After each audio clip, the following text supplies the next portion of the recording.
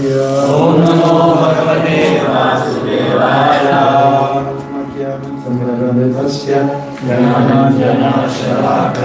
Mike.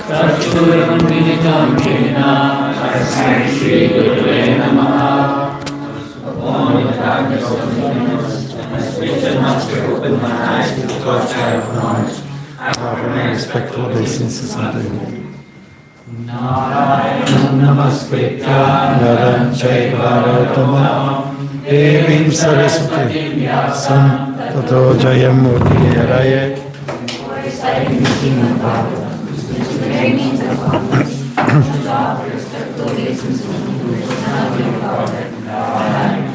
Narendra and the supermost human being, your mother Saraswati, the goddess, and the Srila Vyasadeva, the author. Pareshu Abhadareshu Vidyam Bhagavata Sevaya Bhagavatyuttama Shloke Bhaktir Bhavati Nishiki. The regular attendance and classes on the Bhagavad, rendering of service to the Creator, all that is troublesome to the heart, is almost completely destroyed, and loving service unto the personality of God, whose praise the constant of the song is established as an irrevocable fact. Om Jnana Jnana Shalakaya Chakshurmilitanena Tasmai Sri Gurave Namaha. I was wrong. Just you. I was born in the darkness of ignorance, and my spiritual master opened my eyes with the torch of knowledge. I offer my respectful obeisances unto Srila Prabhupada Ki. So that we're looking at the Canto 8. Chapter 18. Oh, the marker's in the wrong place. Lord Vamanadeva, the dwarf incarnation. And its text, what do we do? We're reading from text 1 to 19 translation. 1 to 19. On text 12. And we are? We're reading from 1 to 19, and then we are focusing on 12. 12. Okay. Everyone ready? 1, 2, 1, 2, 3. Shukadeva Goswami said, after personality of Godhead, blackish in complexion, free from all inebrities. His lotus face, decorated with earrings resembling sharks, appeared very beautiful, and on his bosom was one. He wore bangles on his wrists, armlets, a helmet on his head, a sacred thread across his chest, and ankle bells decorating his lotus feet. An uncommonly beautiful garland of flowers decorated his bosom. A large group of bees invited them for honey. When the Lord appeared, wearing the costume of a gem on his neck, his effulgence vanquished the darkness in the home of Prajapati. At that time, there was happiness in all directions, and the reservoirs, rivers and oceans, core of everyone's heart. The various seasons displayed their respective qualities, and all living entities in the upper planetary system and outer space and on the surface of the earth were jubilant. The demigods, the cows, Brahmins, and the hills and the mountains were all filled with joy. On the day of Shravana Dvadashi, the 12th day of the bright fortnight of the moon of Bhadra, when the moon came into the lunar at the auspicious of Abhijit, the Lord appeared in the universe. Considering the Lord's appearance very auspicious, all the stars and planets from the sun to Saturn were munificently shining. O King, when the Lord appeared, Dvadashi, the 12th day of the moon, the sun was at the meridian, and everyone scholar knows, Dvadashi is called Vijaya. Conch shells, kettle drums, anakas, right? The sound of these and various other instruments was tumultuous. Being very pleased, the celestial dancing girls, Apsaras, danced in jubilation. The best of the Gandharvas sang songs, and the great sages, demigods, munas, pitas, and fire gods offered prayers to satisfy the Lord. The siddhas, vidyadharas, king-purushas, kinnaras, charanas, yakshas, rakshasas, suparnas, the best of the serpents, and the followers of the demigods all showered flowers on Aditi's residence, covering the entire house while glorifying and praising the Lord and dancing. The Supreme Personality of Godhead appeared from her womb, having accepted a transcendental body by his own spiritual potency. She was struck with wonder and was very happy. Upon seeing the child, Prajapati exclaimed, "Jaya, Jaya," in great happiness and wonder. The Lord appeared in his original form, ornaments and weapons in his hands. Although this ever-existing form is not visible in the material world, he nonetheless appeared in this form. Then, in the presence of his mother, he assumed the form of Brahmana, a Brahman dwarf, a brahmachari, just like a theatrical actor. When the great sages saw the Lord as the brahmachari dwarf Brahmana, they were certainly very pleased. Thus they Prajapati and performed all the ritualistic ceremonies, such as the birthday ceremony. At the sacred thread ceremony of Vamana Dev, the sun god personally uttered the Gayatri mantra. Brihaspati offered the sacred thread, and Kashyapamuni offered a strong thread. Earth gave him a Brahma, the rod of the brahmachari. His bride Aditi gave him cloth for the underwear. The deity presiding over the heavenly kingdom offered him an umbrella. O king, Lord Brahma offered a water pot to the inexhaustible Supreme Personality of God. 7 sages offered him kusha grass, and Mother Saraswati gave him a stream of Rudraksha beads. When Vamana Deva thus became Kuvera, king of the Yakshas, gave him a pot for begging alms, and Mother Bhagavati, the wife of Lord Shiva and most chaste mother of the entire universe, gave him his first alms. Thus, the best of the brahmacharis exhibited his brahmachari. Thus, the beauty, that entire assembly, which was filled with great saintly Brahmins. Afterward, Brahma set the sacrificial. He offered worship and performed a fire sacrifice in the sacrificial field. Isn't it 20 or to 19? Okay, great, and we'll go to 20. Hare Krishna. Guess which play we did in India this year? Vamana. Yeah, wow. Okay. Lord Vamana Deva, the dwarf incarnation. Yatad Vipurvati Vibhushana Yudhayer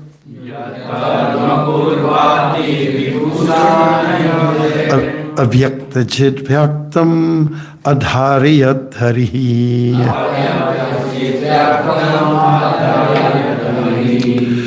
Babhuvati Naiva Savanmanoivatu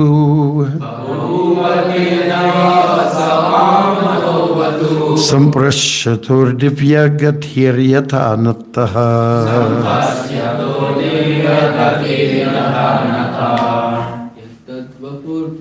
Bhati Vibhusana Yudhair Bhati Vibhusana Yudhair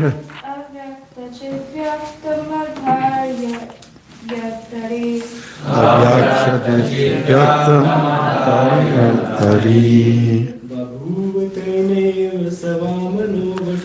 Bahuvati Naiva Samano Vaktuhu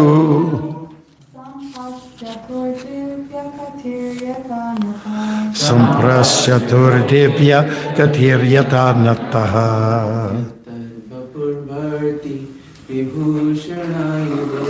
Yatad Vapurbhati Vibhushanayudhair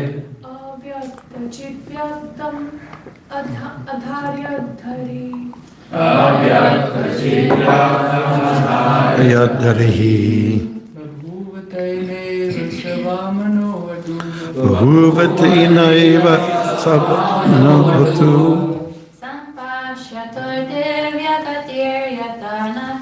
Samprasyatur Devya Kathiriyata Nattaha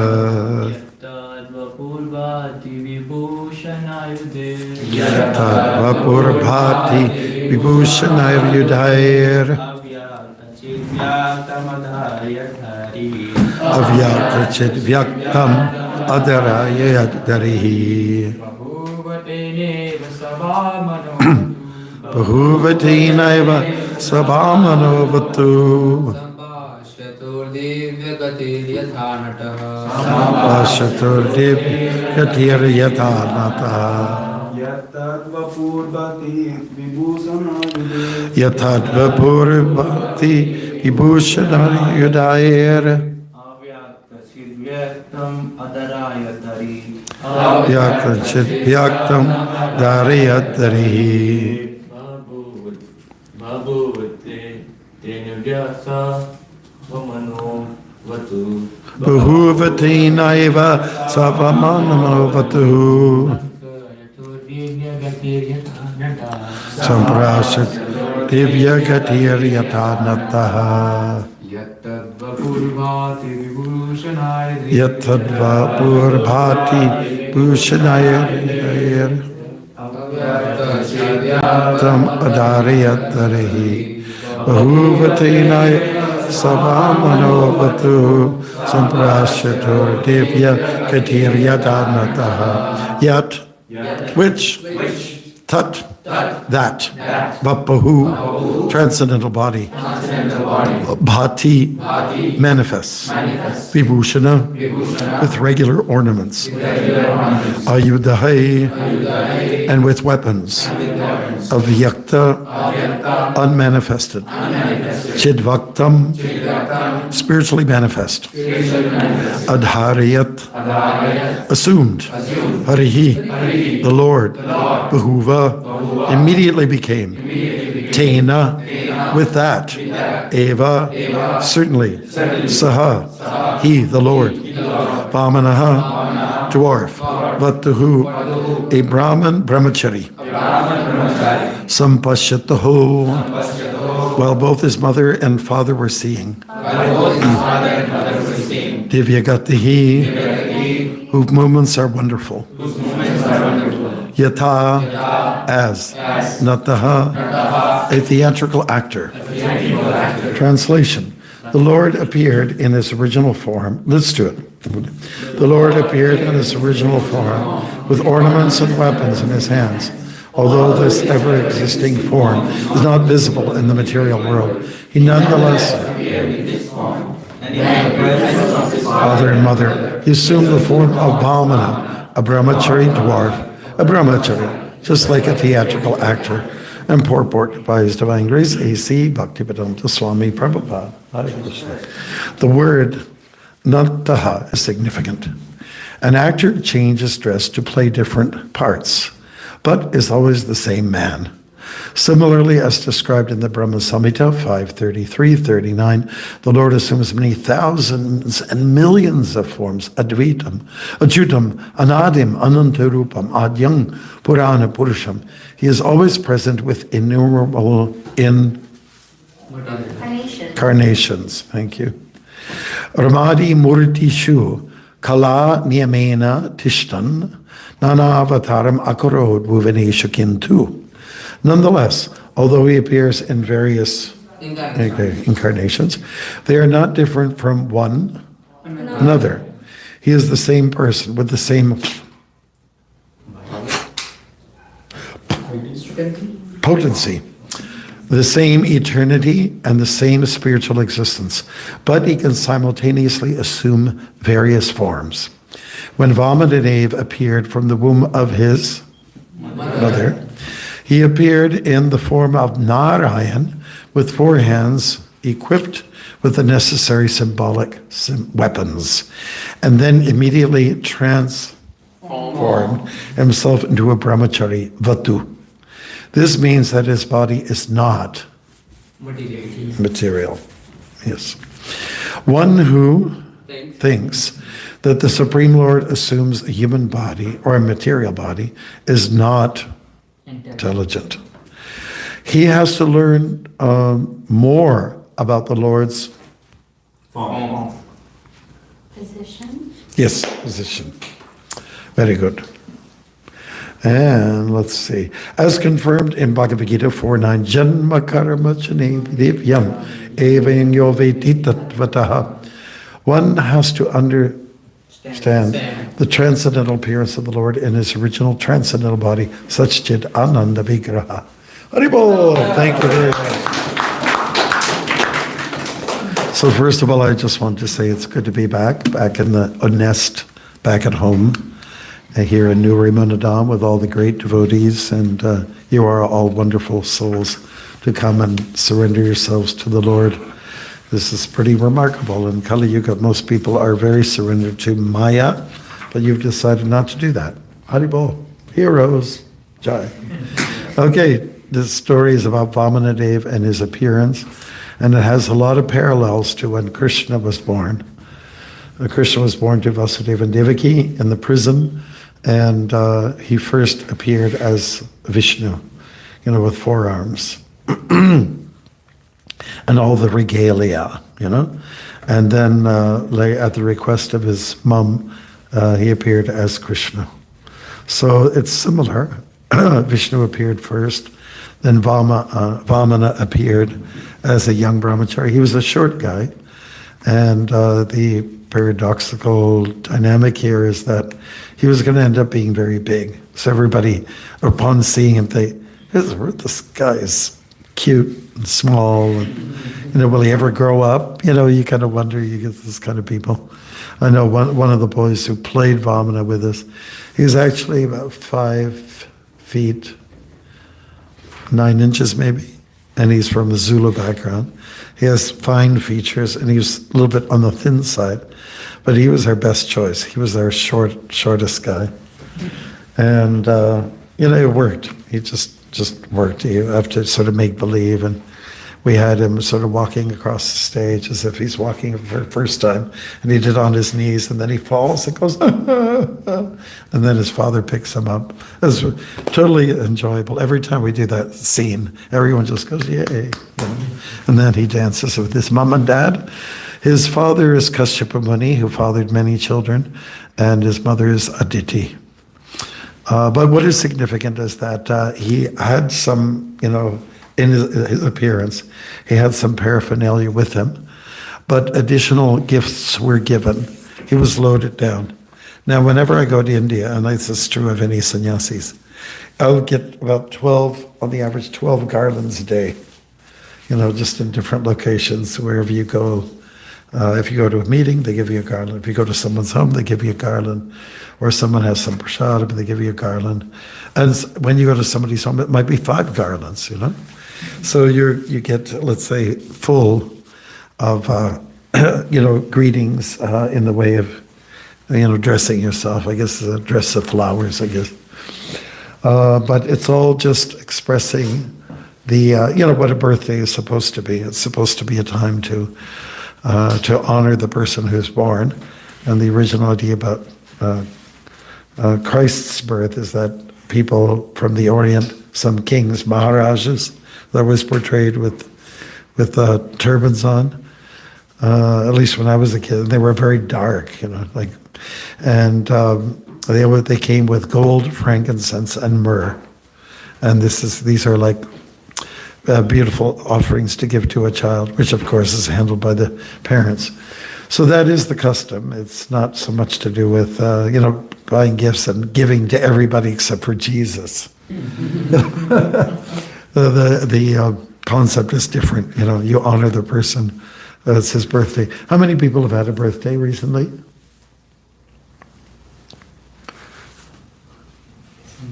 How many people are planning to have one this year? Yes. Okay. And usually, even though we're not, in a position to buy expensive gifts, still you'll see people treat you nicely. That's probably the best thing. They say that it's the thought that counts that's important, right? Mm-hmm. And that thought that counts is probably coming from the Bhagavad Gita. Everything has a Vedic source. Patram pushpam palam toyam yome bhakta prayachati tadaham bhakti uparitam ashnami prayatatmanaha. Chapter 9 text. 26. Is anybody 26 here? You're 26? So if you're ever wondering what the verse is, what the number is, just think of him. Of course, when he turns 27, it becomes an issue. Yeah. Yeah, this is how it works. You give, and this is the case with Mahaprabhu as well. Following the Vedic tradition, when he was born, people came with many gifts. And there's one Mataji who in particular brought lots of gifts when Vishwambara was his name, when he was born. That is Mahaprabhu. He's given the name Vishwambara first. Yes. What, do you remember the lady who gave him all these gifts?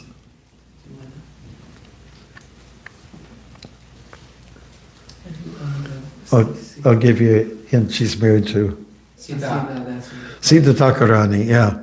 So she was, apparently Advaita had two houses. And one of them, Sita Thakurani came from one of the two places, and she brought all kinds of things like vermilion, turmeric, seeds, foodstuffs, and neem leaves. So the Lord was named Nimai by her. Nimai, that's sort of like a nickname. Nimai, indicating that he was born under a neem tree. And neem trees, as you know, they have all kinds of medicinal properties. They keep ghosts away. They also have a property that helps you towards dealing with the leprosy. So it's kind of like the maple tree of India. And in Bengal in particular, a lot of people have neem trees. It's a kind of like from the curry family, if I'm not mistaken, And also, how many people like mosquitoes? How many detest them? Okay, I know they're spirit souls, but whack! Yeah. And, they are, if you take some neem leaves and you, let's say, turn it into a pulp, and roll it into a little ball, and it becomes like a pulp, and then you just swallow that, and the mosquitoes will probably stay away from you for the rest of the day. They don't like that. So I imagine they don't like to be near the neem tree as well. So hence we have Nimai Pandit. He became Pandit later. Let's look at the name change. It's Vishwambara, right? And then he went from there to Nimai, and then he went to Nimai Pandit, because when he was young, he had a school. He opened up a school. He was like a child prodigy. He taught all these, younger boys the Vedas, and he could take a word from a shloka and explain it in terms of, it means Krishna. Like everything he would turn into Krishna. And it was Gadadhar Pandit, everybody knows Gadadhar Pandit. He's the one that kind of spotted that he was a little bit proud. And he said, you have to tone down a little bit here, because if you're a Pandit, it's actually a sign that, you're scholarly, more than most people. People come to you for help. So anyways, we go from that name, Nimai Pandit, and then after he went to take care of his father's funeral, ceremonial responsibilities, he came back a little bit in ecstasy, and he was called Gaura Hari. And Gaura because he had a light complexion, and Hari because he is Vishnu / Krishna. Gaura Hari. Yes. So all these names are there, and we can utilize them all in some way to remember the Lord. Vamana, it's not very clear here. When I had to write the script, I was trying to understand who gave him the name. But in the play, we cheated a little bit, and we took the license to have the father give the name. So first of all, we had this boy, his name was Brayton, and he's crawling on the floor behind her, and she's giving birth. She goes like this. He sticks his head over here, his eyes are closed, and then he opens his eyes and looks at his mother and said, oh, and what's the line? She says, oh, my child, my boy, Jai, Jai. And then her father, who's a dancer, he comes over and said, his name, Vamana. So he took the liberty, to do that. One thing I want to say to you, Prabhus, when you're putting together some, a story, say for instance, and trying to make it as authentic as possible, you make reference to the Shastra. But let's say something might be not, information is not available, then at least what you do is you take some license to make it relevant to the public, to the audience, right? The most important obligation that you have as a playwright is that you must carry the spirit of the event. You have that obligation to make sure that everyone understands the rasa, if you will, the raga or the rasa or the spirit of the thing. Then you're on track. That's what's important. And, in our Vedas too, we also have conflicting, stories sometimes. Like at the end of the Bhagavatam, we have, at the end of the Mahabharata, you have one particular sort of rendition of what happens to the Pandavas and so on like that. And then when you go to the first pages of the Bhagavatam, it's something slightly different. It is. So we just have to carry the mood, the spirit is really, really important. You can't divert from that. Okay, so Vamana appeared in the midst of all of these people, and immediately they were captivated. Just like, let's go back to Chaitanya Mahaprabhu. He was displaying his bhava, his ecstasies, and there was one particular ruler at the time, Hussein Shah, who was quite the, nasty person. He had no apprehension about killing people.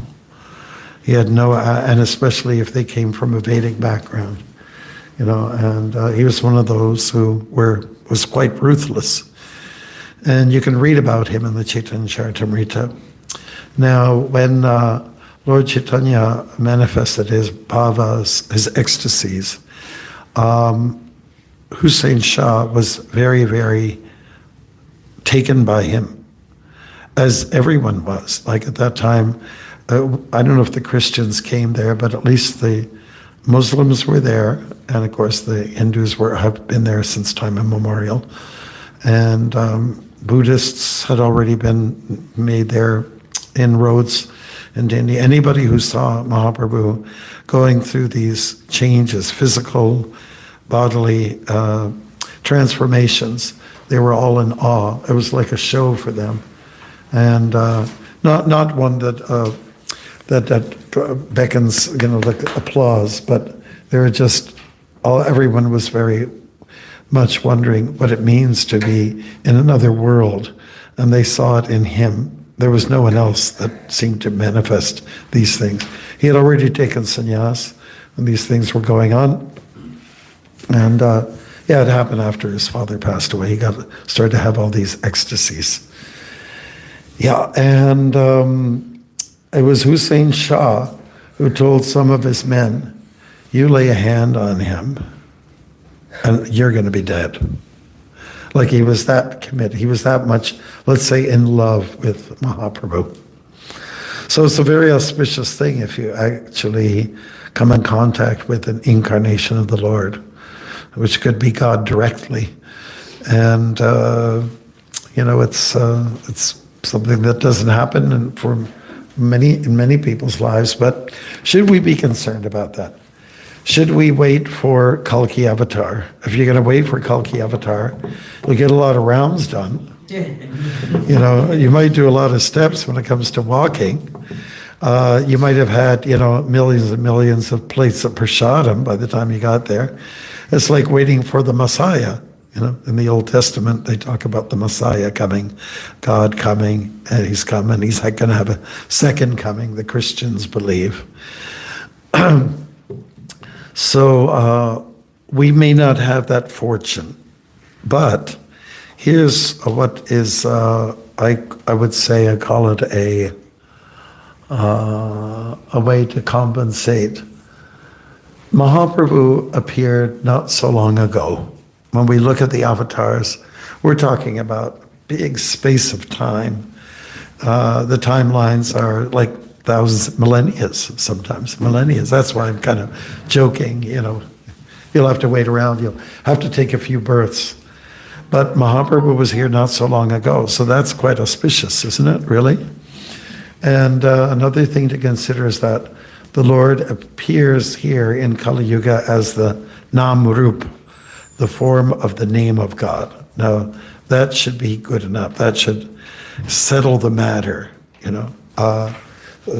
would be nice to see Kalki, if you're, let's say, behaving properly. Because in our rendition of the Vamanadeva, we open up on the first scene with the drama with 9 incarnations, and we leave the last 3, we say, and there's a Buddha, he's the third last, we say, he encouraged serenity. And then then there's Kalki, who wielded his sword, and he enforced serenity, with his sword. You got to behave like that. So that's what happens at his time. And then we introduce Vamanadeva, and then finally there's Vamana, and he comes with this, it was umbrella twirling it around. I said, and here's Vamana, a young boy who is by nature serene. So we played on that word serene. Because, most of the incarnations that we have, they're violent, they're killing. Did you notice that? Most of the incarnations of the Lord, they kill. Let's give some examples. Narasimha, yeah. What else? Krishna, yes. Varahadev. Ram. Parshuram, yeah. They're all kind of violent. And one of the last times I went to visit the Denver temple, the temple president, who's a really nice devotee, he said, Maharaj, what do you think about this? And he was just like a new person in his role. And he showed me all the paintings on the walls, 3 sides. Says, what do you think about these? I said, well, they're quite nice. There's a lot of violence here. And that was his point. His point was, shouldn't we have show the soft side of God? Otherwise people say, oh, you're God, that you say he's the God of love, but we only know of him killing everybody. And then you have to tell the story of the demons, And so Mahaprabhu is quite different, as you all know. The famous verse from the Bhagavatam, Krishna Varanam Trisha Krishnam Sango Pangarashra Parashanam Yagyai Sankirtana Prayayara Yajantihi Sumedasaha, which means that in the Kali Yuga, the Lord appears not as Krishna, like meaning black, dark, but as Akrishna, which means light complexion. I remember the one time I would walk from the Puri temple to the getting close to the Shakshi Gopal temple, and I actually got to the outside of the temple, and I met with the pandas. I said, "Oh, Gaura, no Gauri," referring to me being light-skinned. And even though I was, and Gaura is light-skinned, they wouldn't let me in. But anyways, that's another story. Vamana appeared to be very quiet. And he's one of the avatars that doesn't really get violent. In fact, when he put his big foot down on the head of Bali, as you know the story, how it goes, right? Bali, he didn't crush his skull. He just landed softly. If you want to, you could, but he landed softly because he understood, here's my devotee. Here's someone who surrenders to me. It was 3 steps. The first step covered 1/2 the universe, second one the other half, and then the third. So in our play, we had this African devotee, he's tall and well-built, and he's so first of all, Vamana goes, I've taken 2 steps, and we recorded it, so there's reverb. Where do I put my 3rd step? On my head. And then what we do is we make a change with the colors, It's brightly lit, and then suddenly everyone who's there, they were at a party, everyone who's at a big ceremony, they look, oh, it's coming down on us, and and everyone jumps off the stage, and then kaboom, the lights go out. So if you wonder how you're going to pull that off on the stage, that's the best way we could do it. So it was like this, and all the actors say, let's try it together. Let's try it. There he is. Everyone make the same moves at the same time. And of course your jaws are opening up. Oh my God, OMG, OMG. Up like that, right? Covers the half of the universe. And then we do the other half, like that. And then he announces, I am going to put my foot down on your head. And then so everybody, hey, do you realize what that means? We got to get out of here. So it's really a beautiful story. People love it. He is totally adorable. And I understand in Mayapur, they usually dress up a little boy like Vamana. And he's supposed to have matted hair. He has an umbrella. Like in South India, especially, they have umbrellas to protect yourself from the sun. And clogs, those little, those wooden shoes with the doorknobs on them. You know the ones. Have you ever seen them before? And deer skin is another thing. We all know that deer skin is used in the Bhagavad Gita as a reference point there, right? That sit on kusha grass with deer skin, and even Sita wanted some skin from the deer. So it's part of the tradition. There's probably something more scientific or technical behind this. I have heard once, and I guess somebody could research it. Why deer skin? For these vegetarian people. And I heard that there's a scent that comes off that keeps the serpents away. They just don't like it. So that seems like it. Maybe there's some other renditions. Have you heard? In Mahabharata as well, everywhere, even Narad Muni would also wear deer skin only. Mm-hmm. Yeah. So that's how Vamana appears. And of course he had the umbrella. And we cheated a little bit in the play. We didn't know how to make it, like a full story like it's supposed to be. But the guy who plays Vamana, he says, his father says, I'm going to give you something. Me? You're going to give me something? Yeah. I'm going to give you an umbrella. Really? He didn't know what it was. And then he opens up the umbrella and hands it to him. Yay, and he tries to reach out for it and grabs it. And it was just like a synthetic China, made in China umbrella. It's one that works. Yeah, we fall in love with him because, what he did was, Vamana did not go after the demons this way. It was an indirect way.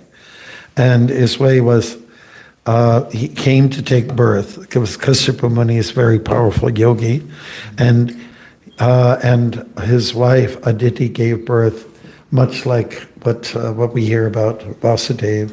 He was welcomed Vishnu in his mind, and they transferred the image of the Lord and sent through the ether that image into the mind of Devaki. And that's how she got impregnated, right? And so we portrayed that, and people go, oh, it's pretty incredible, pretty amazing. And so there's similarities in talking about the birth of Krishna and the birth of the Lord here in the case of Vamana. And so everything's auspicious. It's all good. We know the timing was right, and his mother performed the Payavrata. So the prophecy was that a child will be born, and that child would create a situation where the daityas, or the demons, would be disadvantaged. So that's the way that worked. The Lord was indirectly involved in smashing the bad people. Right? Anyways, who is bad? Everyone's bad. How about those people who are kind of basically self-righteous? How about people who are just kind of into themselves? Have you ever heard that expression? Oh, he's really into himself. Have you ever heard that before? She's all about herself, isn't it? I remember one person I met, well, you know, I'm not one to brag, but blah, blah, blah, and nothing but brag after brag after brag. And I said, doesn't he get it? You know? So it's those kind of qualities or traits in an individual that need to be smashed, that need to be dealt with. And this is what we're actually working at. We're being tested in the time most of you have a roommate, right? And sometimes you test each other, right? Maybe it could be a light snore or a loud snore, or it could be just something, hey man, why don't you clean up this, you know, your side of the room, something like that. There might be something that ekes you, you know? So you work at that and try to see the good side of everybody, and but try to help someone if you think it will assist them. While you are trying to help someone else in their Krishna consciousness, obviously you're preaching to yourself too, isn't it? Now, many of you have had the opportunity to give classes. How many people have had that chance to give classes? Right? And it's a great moment, isn't it? And so when you do that, does it come to your mind that, you know, I better practice what I preach? Does it come to your mind? Now I'm talking, I'm representing Prabhupada. I better get my act together, man. Isn't it like that? So it's actually a good thing. It's very therapeutic, this idea of talking to someone about Krishna consciousness, even amongst your peers. You know, so it's a good thing. You know, it's a good program. I'm looking at the clock, and it looks to me like I should fermer la bouche, which means close the mouth, and wait to see what other mouths will like to present, right? So it went by so fast. We had 20 shlokas that we went through, and they weren't just 3 words each verse, so time was given to that. So we can get a good gist of what's going on here. There's a lot to this story, and I'll just wrap it up by saying the Payavrata was very interesting for the audience to watch, because Kashyapa Muni said to his wife, if you follow this Payavrata, starting off with only get milk from the purest source, and then he said things like, get earth that's turned up by a boar, and then wash the local deity with it, worship it, smear it, wash the deity, worship the deity. And then he said something about chant mantras, and also distribute prasad. Kind of like what the Hare Krishna movement is all about. That's what the Payavrata was all about. Vrata means, you know, follow some procedure, some austerity. Oh my God, what's that? What a creature. Okay, all right. All right, so, questions? Yeah. Okay, all right. Okay, you're first. Two questions, Maharaj. Two. How about one, and then we'll go to somebody else, and then we'll come back.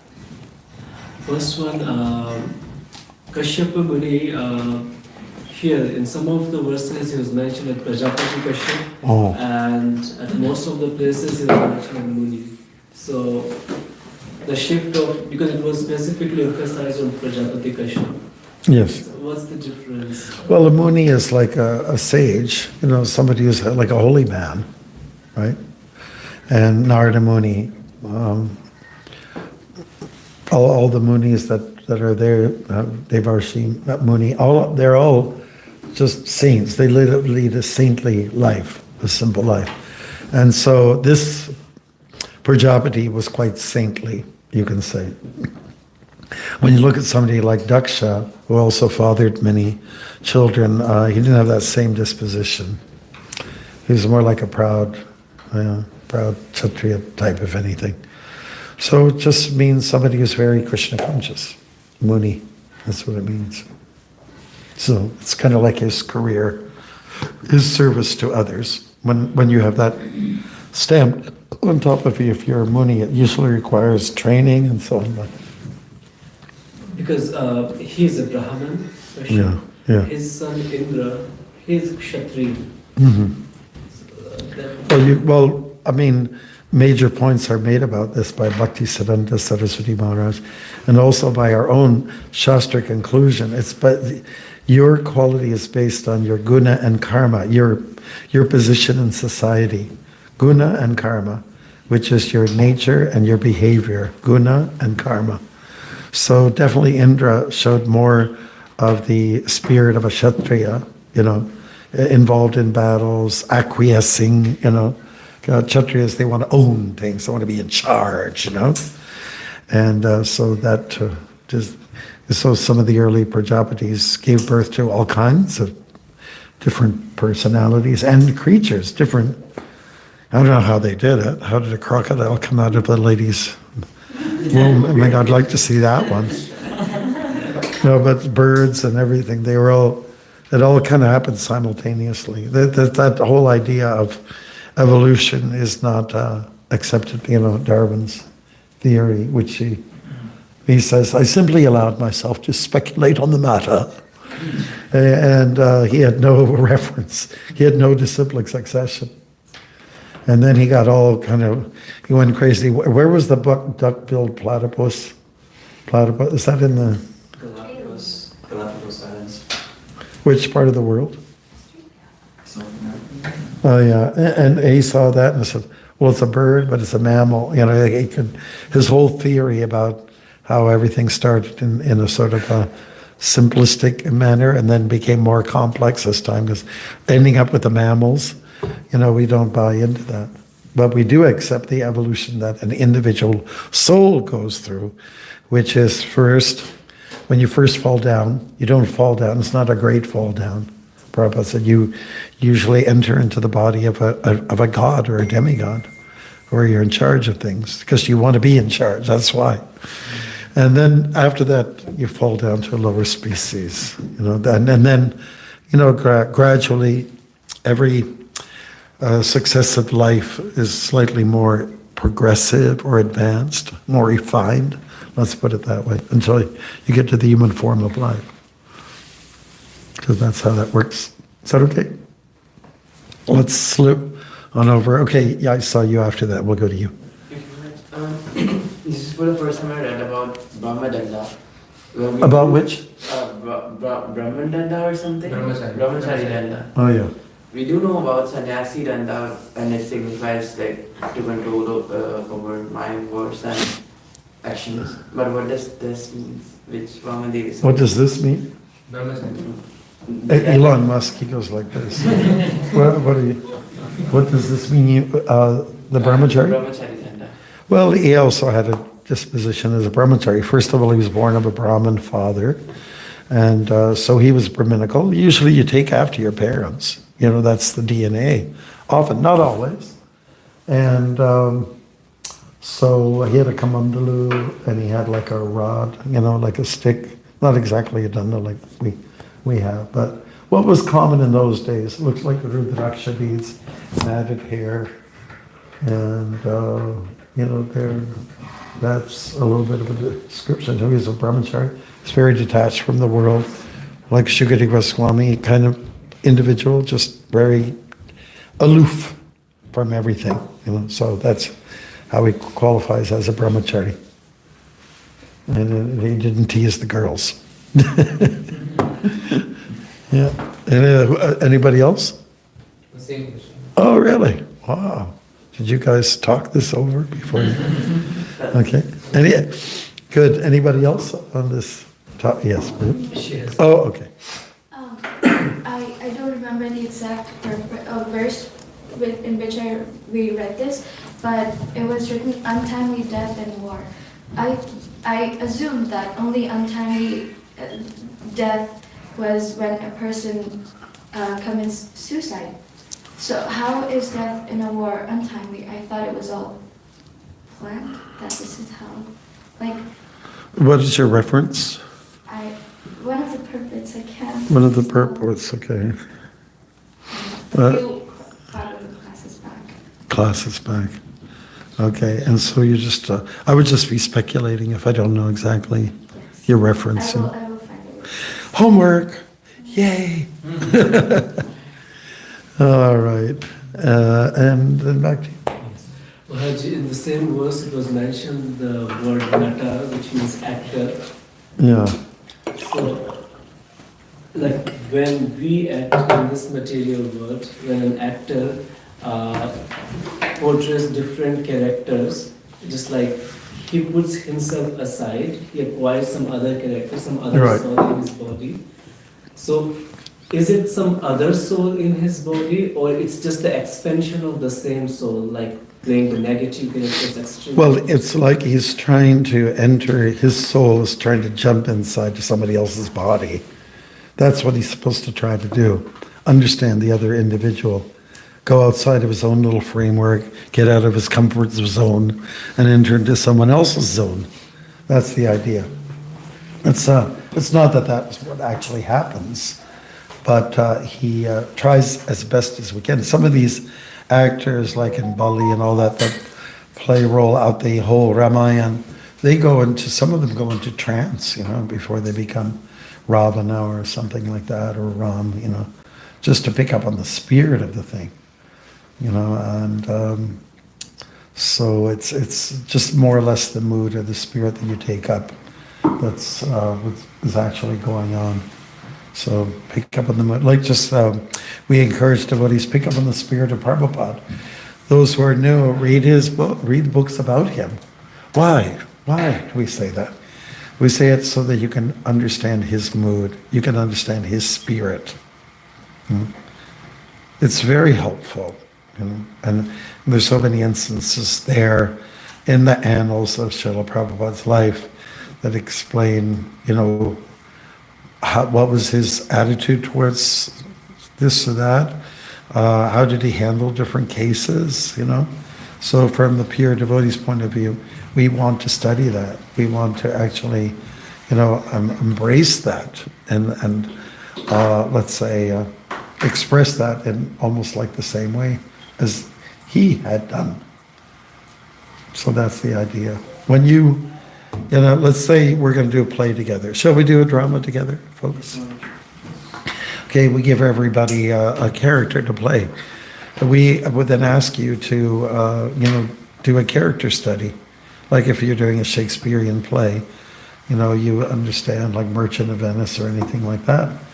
And you're given a part and you really study that person. You get to understand them through and through. To be able to capture that spirit as best as you can, and present that reality to your audience. That's not you. No, That's not you. no, it's just like, say, for instance, Krishna dresses up as different people. That's not you. That's not. There's a spirit. That's not the expansion of your spirit. It's just some other. You were absorbing some other character. Yeah, you're trying to be someone else, trying to understand somebody else's position. At Halloween, kids do that, right? They portray someone and have a mask, and they try to walk the way the character walks, so they just try to become that individual. I think we've exhausted ourselves. Thank you very much for hearing about Vamana Deva.